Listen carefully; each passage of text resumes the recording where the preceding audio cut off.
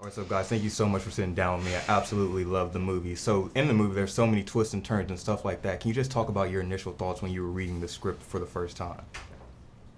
I mean, I'll speak for me. I just thought it was a ride. It was a ride of a film, and always kept me guessing, wondering what was going to happen at the end, all the way up until literally the final page. And so, to have an opportunity to be a part of a film like that, original concept, high stakes, it just felt exciting. I mean, I read it with the possibility, knowing the possibility of what characters, like the depth of the characters that could be there, and especially if you find the right actors to play them. And so, I knew that we could put together like a good cast for this. And so my mind just started going, we could have this person for this, and I think we achieved that with the people that we got. And so this takes place within like this takes place within like 5 hours. Can you just talk about the filming process behind that and like how you shot all of that across the months it took to film this?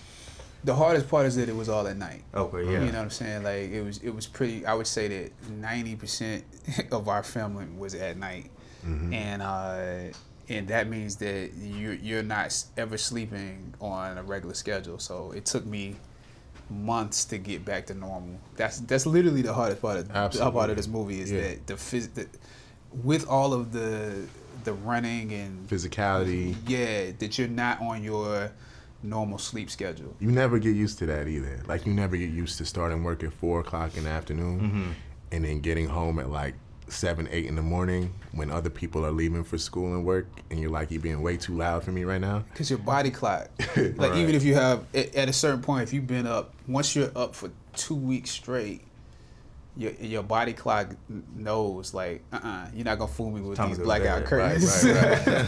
And that whatever the melatonin is not working anymore. Like none of that stuff is working. So at a certain point, your body knows the difference. And speaking of all the the set pieces and all that, there are a bunch of action set pieces. Can you just talk about, like you said, the physicality and just shooting those, especially at night, the challenges you faced? Yeah, I mean, a lot of physical stuff. I mean, talk about the running sequences, running for dear life at like 5, 6 o'clock in the morning, just like, what am I doing? What is happening right now? And then, like jumping through windows. We got a lot of stuff actually happening for sure. Yeah. You have moments when you shoot a movie like this, you always gonna have moments where you get a little hurt. Right. Like you feel stuff and you're like, fell on my ass a couple times. Yeah, and it's about knowing.